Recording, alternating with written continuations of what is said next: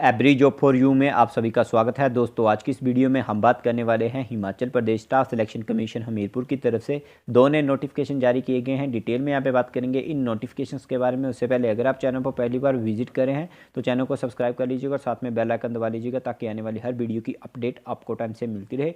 दोस्तों यहाँ पे बात करते हैं, सबसे पहले जो नोटिफिकेशन आया है असिस्टेंट प्रोग्रामर की पोस्ट के लिए आया है। पोस्ट कोड 781 है। तो यहाँ पे इन्होंने मिनिमम क्वालिफिकेशन बताई है। जब एडवर्टाइजमेंट दी गई थी उस टाइम शायद से इसमें कोई गलती थी, तो यहाँ पे इन्होंने न्यू क्वालिफिकेशन बताई हुई है। अकॉर्डिंग टू आर&पी रूल्स के तहत आपकी बीटेक या फिर बैचलर इंजीनियरिंग होनी चाहिए कंप्यूटर साइंस में या फिर इंफॉर्मेशन टेक्नोलॉजी में, या फिर आपने एमसीए की होनी चाहिए।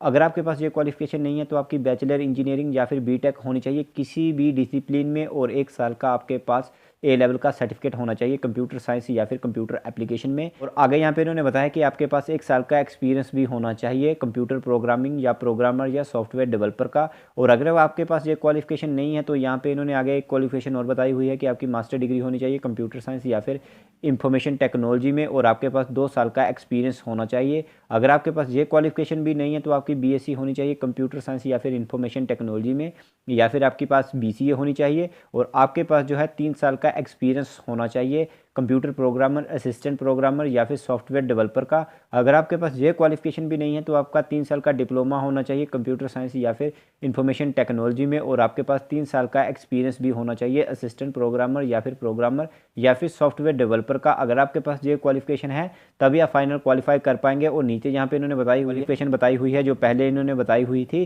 तो इसमें कुछ गलती थी, इस वजह से इन्होंने नई क्वालिफिकेशन दी हुई है, यहाँ पे आप देख सकते हैं। आगे बात करते हैं अगले नोटिफिकेशन के बारे में।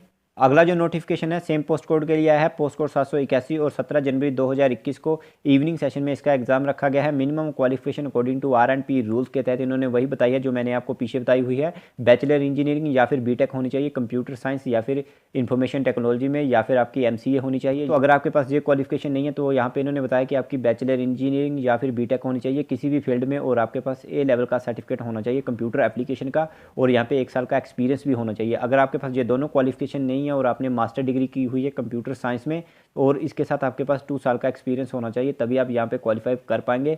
अगर आपके पास ये भी क्वालिफिकेशन नहीं है तो आपकी बीएससी या बीसीए होनी चाहिए कंप्यूटर साइंस में, और इसके साथ यहाँ पे 3 साल का एक्सपीरियंस आपके पास होना चाहिए। और यहाँ पे आगे इन्होंने बताया कि अगर आपके पास ये क्वालिफिकेशन नहीं है कोई भी, तो यहाँ पे आपके पास 3 साल का डिप्लोमा होना चाहिए इंफॉर्मेशन टेक्नोलॉजी या फिर कंप्यूटर का, और 3 साल का एक्सपीरियंस होना चाहिए आपके पास प्रोग्रामर या फिर असिस्टेंट प्रोग्रामर या सॉफ्टवेयर डेवलपर का, और आपकी एज 18 से 45 साल के बीच में होनी चाहिए। अगर आपकी एज 18 से 45 साल के बीच में है और ये क्वालिफिकेशन आपके पास है तभी आप फाइनल क्वालिफाई कर पाएंगे, अदरवाइज आपको रिजल्ट के बाद भी यहाँ पे डिस्क्वालीफाई कर दिया जाएगा।